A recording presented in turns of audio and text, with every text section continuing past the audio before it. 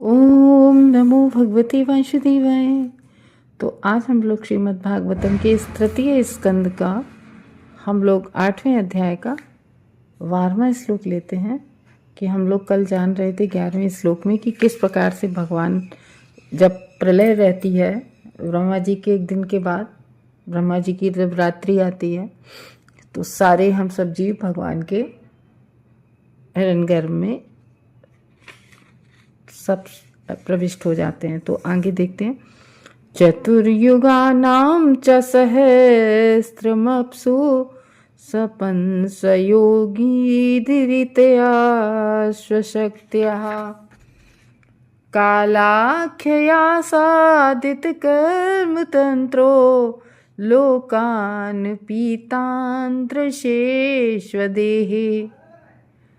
तो अब यहाँ पर कह रहे हैं कि चतुर्युग यानी कि जब 1000 चतुर्युग हो जाते हैं, क्योंकि जितना लंबा दिन होता है उतनी ही लंबी रात होती है ब्रह्मा जी की। तो जब 1000 चतुर्युग तक जब दिन होता है, जब 1000 चतुर्युग समाप्त हो जाते हैं तो रात्रि आती है जब ब्रह्मा जी की, तो फिर रात्रि भी 1000 चतुर्युग की होती है। तब तक भगवान जल में ही लेटे रहते हैं, उसी गर्भ जल में। और किसके साथ लेटे रहते हैं? अपनी शक्तियों के साथ, अपनी अंतरंगा शक्ति के साथ शयन करने। और वहाँ तब अंतरंगा शक्ति के साथ भगवान शयन करते हैं। और उसके बाद में जब अपने ही द्वारा पहले से, मतलब भगवान स्वयं समय को कह देते हैं कि काल को, क्योंकि हम लोगों ने कल जाना था ना कि काल कभी रुकता नहीं है, न सोता है। तो काल को पहले ही सूचित कर देते, आगाह कर देते कि देखो इतने समय बाद फिर सृष्टि होगी। और भगवान स्वयं अंतरंगा शक्ति के साथ अपना योग निद्रा में चले जाते हैं। तो वो काल कैसे काल को प्रबोधित यानी कि कह देते हैं, जैसे हम लोग है ना सुबह मंगलाचरण आरती के लिए उठते हैं तो अपने आप से तो नींद खुलती नहीं है, क्योंकि हम तो तमोगुण में रहते हैं। लेकिन फिर जब हम लोग क्या करते हैं कि घड़ी में अलार्म मार देते हैं, लगा देते हैं कि भाई हमें कि हम इतने टाइम मंगलाचरण आरती के लिए सुबह जग जाएंगे 4 बजे। तो उसी तरीके से भगवान काल को भी प्रबोधित कर देते हैं, कहते हैं कि भैया नियुक्त कर देते हैं काल को, क्योंकि काल भी भगवान की नियंता शक्ति है। काल भी भगवान कालों के भी काल है। जैसे महाभारत का युद्ध हुआ था तो भगवान मूर्तिमान काल की तरह मतलब जो जितने भी थे सब मर गए थे, कितने सारे लोग। तो अर्जुन ने कहा भी हम युद्ध नहीं लड़ेंगे। भगवान कहते हैं तुम ये तो सब मेरे द्वारा मारे जा चुके हैं, तुम तो निमित्त मात्र हो। तो मतलब काल भी भगवान की शक्ति होती है। तो इसलिए काल को नियुक्त कर देते हैं भगवान कि जीवों को सकाम कर्मों के मामले में प्रेरित किए उनके पश्चात फिर भगवान क्या करते हैं कि जीवों को, हम सब जीव है ना, क्योंकि हम सब जीव क्या सोचते हैं कि हम लोगों ने सूक्ष्म शरीर तो हमारा समाप्त होता नहीं है, केवल स्थूल समाप्त हो जाता है प्रलय के समय। तो हम लोग अपनी अपनी सोचते रहते हैं इंद्रिय तृप्ति के लिए, ये करेंगे वो करेंगे।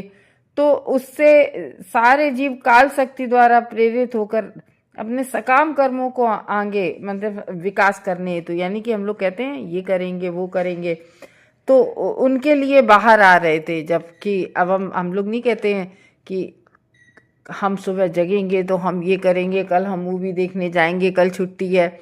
ऐसे ही जब भगवान हिरण्यगर्भ में तो हम लोग अपनी इंद्रिय तृप्ति के बारे में ही सोचते रहते हैं, तो सकाम कर्म के बारे में ही सोचते रहते हैं। या कभी कोई कहता है हम अब भगवान शंकर जी के पूजा करेंगे तो हम ये चीज़ प्राप्त कर लेंगे, हम ये उन्हें चढ़ाएंगे, हम दुर्गे मैया को खुश कर लेंगे तो हम ये करेंगे। ये सकाम कर्म होते हैं। तो उन्होंने अपने दिव्य शरीर को नीले रंग का देखा। तो भगवान ने अपने जो भगवान का दिव्य शरीर था, तो जब हम सब शक्तियां जब काल द्वारा प्रेरित होकर जब सृष्टि पुनः प्रारंभ होती है तो भगवान के शरीर में जो हम सब सुप्त अवस्था में डले रहते हैं तो हम सब जीव निकलते हैं।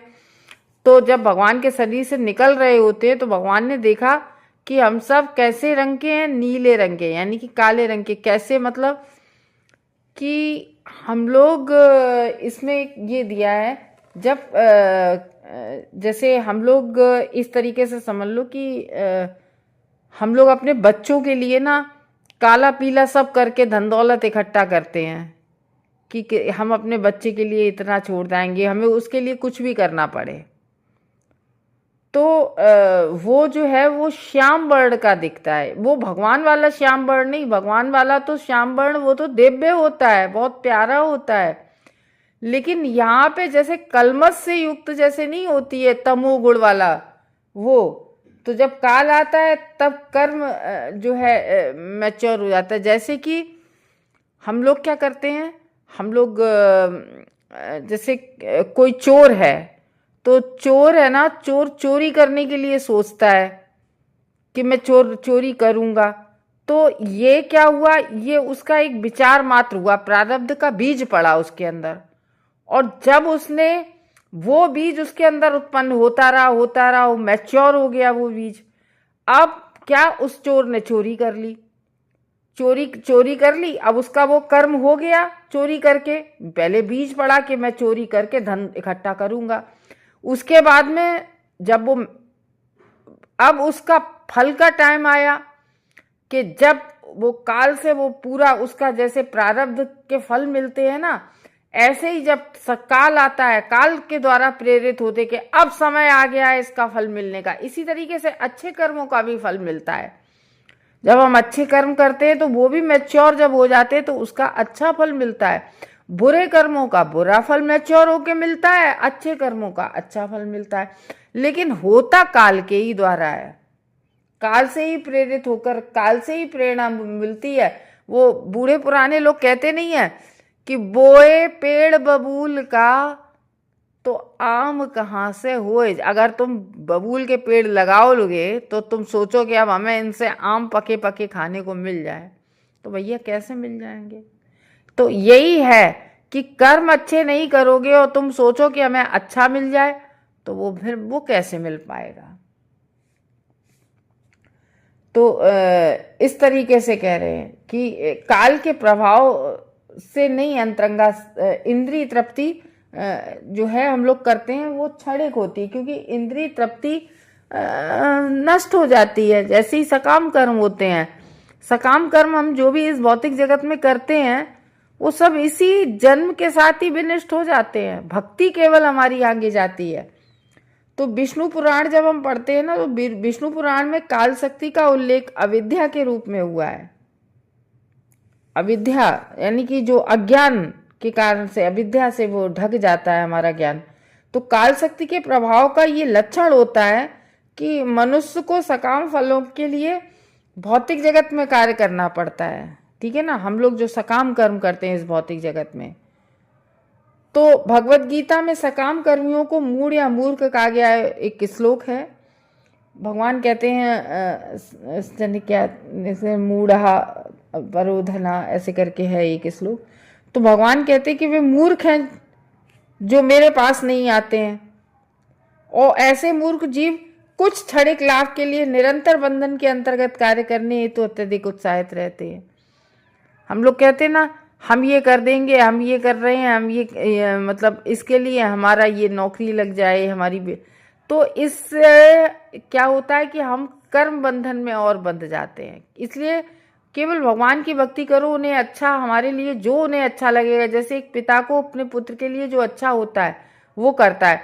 जैसे 6 पुत्र हैं अगर किसी पिता के, और अगर उसमें से एक ने बदमाशी दे दी तो पिता ने एक डंडा लगा दिया, एक चमाट लगा दी उस बच्चे के, तो क्या वो उसको चाहते नहीं है? अगर दंड दिया चाहते हैं, लेकिन उसके आगे भविष्य के अच्छाई के लिए उसको दंड मिला।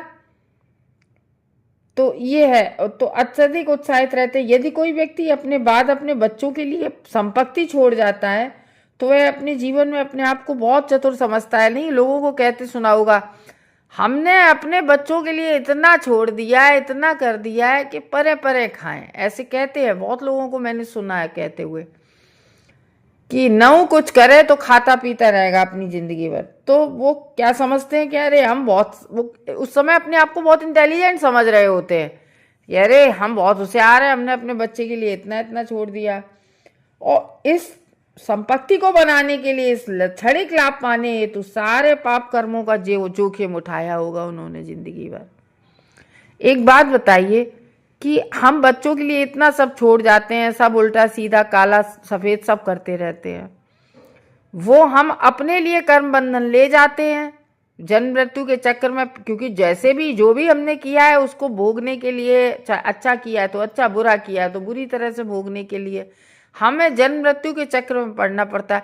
और जिस बच्चे के लिए हम सब कुछ इकट्ठा कर रहे हैं और हमारा जीवन जब समाप्त हो जाता है, ये शरीर समाप्त हो जाता है, उसके बाद हम कहीं भी जन्म ले लेते दूसरी जगह, तो उससे क्या प्रॉफिट मिली तुम्हें? वो बच्चा तुम्हारा रहा, या मान लो पड़ोस में ही तुमने कहीं जन्म लिया और हो सकता है वो तुमसे बैर मानने लगे, तो पिछले जन्म में तो तुम उसके पिता थे, अब हो गए पड़ोसी, अब बैर भावना आ गई। तो ये है कि जोखिम उठाता है, इसे इसका ज्ञान नहीं रहता है कि ऐसे कर्म उसे भवबंधन की जंजीरों में हमेशा के लिए जकड़ कर रखेंगे। तो ये जो मनोवृत्ति होती है ये दूषित होती है, और भौतिक पापों के कारण जीवों का समूह इसलिए कहा गया है कि नीले रंग के हम सब प्रतीत होते हैं, क्योंकि वो इस तरीके का जो कलमश से युक्त ये विचारधाराएं होती हैं। सकाम फल के लिए कार्य करने की ऐसी प्रेरणा भगवान की बहिरंगी शक्ति, जो भगवान की बहिरंगी शक्ति होती है माया देवी, वो काल के आदेश द्वारा संभव हो पाती है। हम लोगों ने 4th चैप्टर में पढ़ा था, एक 4th या 5th चैप्टर में था, एक श्लोक था, आयु हरति वै पुंसाम, यानी कि ये जो रोज प्रतिदिन का जो ढलता हुआ सूर्य है वो आयु हम लोगों की, हर पुंसाम मीन्स पुरुषों की, हम सब लोगों की, हम सब जीवों की आयु हर के चला जाता है हर दिन का सूर्य जब जाता है। और जब हम भक्ति कर रहे होते हैं तो वो काउंटिंग हमारी, वो लाइफ, वो हमारा जीवन काउंट नहीं होता है। तो इसलिए हम भक्ति करते हैं तो हमारी आयु बढ़ती है। और इंद्रिय तृप्ति क्या है? वो तो क्षणिक है, क्षणिक आनंद के लिए हम इंद्रिय तृप्ति करते हैं, इसका कोई मतलब थोड़ी नहीं है। तो भगवान इस तरीके से कुरुक्षेत्र के युद्ध में हम लोगों ने समझा कि भगवान काल स्वरूप में खड़े हुए थे। तो इसी तरीके से जितने भी सारे फल होते हैं सकाम कर्मों के, जो भी हम कहते हैं कि ये हो जाए तो हमारी हमने ये कर रहे हैं, ये प्रसाद चढ़ा रहे हैं भगवान आपका, ये घंटा पीतल का चढ़ा रहे हैं भगवान आपका, ये कन्या हम खिला रहे हैं भगवान आपकी, हमें धन दौलत देना, हमें ये देना दे, सारे सकाम कर्म क्षणिक है। क्योंकि इस भौतिक जगत की सारी चीजों को नष्ट होना है, हमारी देह है नष्ट हो जाएगी, और जो भी इस भौतिक जगत की सारी चीजें हैं, कोई भी चीज हो, हमारा कार है, मकान है, मतलब कोई भी इस भौतिक जगत की चीजें, सबको नष्ट होना है। केवल और केवल भगवान की सेवा में हमें अपना, ये हमारा शरीर भौतिक है, नष्ट होना है, लेकिन इसको भगवान की सेवा में लगाए रहना हमें है। तो ये काल के रूप में पलट के आती है। अगर हम भगवान की सेवा करेंगे तो वो काल देख रहा है, वो काल पलट के हमें फिर उसका फल देगा। तो ये मतलब सकाम कर्म में नहीं आती है भगवान की सेवा। तो इसीलिए तो भगवान कहते हैं ना अर्जुन से कि मूढ़ा जना करके है कि मूढ़ जन हमारे पास तक नहीं आ पाते हैं, मेरी शरण में मूर्ख नहीं आ पाते हैं। क्यों नहीं आ पाते हैं? क्योंकि वो भक्ति या भगवान की शरण ग्रहण ही नहीं करते हैं। वो क्या करते हैं कि हम हवन कराएंगे, हमें मकान दे दो, हमें ये दे दो। तो इसी सकाम कर्म में हम लोग अपना पूरा जीवन निकाल देते हैं, और जब बाद में मृत्यु का समय आता है तो हमारे पास कुछ नहीं बचता है, तब हम पछताते हैं। जब समय नहीं बचता है तब हम पछताते हैं। तब हम सब जितने भी जाते हैं, तो जो बहुत पुरानी नर्सें हैं उन लोगों ने अपना अनुभव बताया है, किताब भी एक छापी है अमेरिका में है, तो वो किताब में भी उस राइटर ने लिखा है, वो राइटर नर्स थी, वो कह रही हॉस्पिटल में हमने देखा है जितने भी आईसीयू में एडमिट रहते हैं और फिर वो लास्ट समय में ये कहते हैं कि मुझे बहुत खेद है, मैंने अपने लिए कुछ भी नहीं किया है।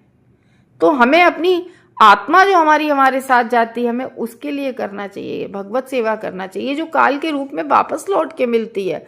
भगवान की भक्ति हमेशा कैरी फॉरवर्ड हो जाती है नेक्स्ट जन्म के लिए। और हम जो धन दौलत और भी कुछ जो हम सब इंद्रिय तृप्ति वगैरह सब करते हैं वो कुछ भी नहीं हमें मिलता है। तो इस तरीके से भगवत सेवा हमें कितनी जरूरी है। हरे कृष्णा भक्तों।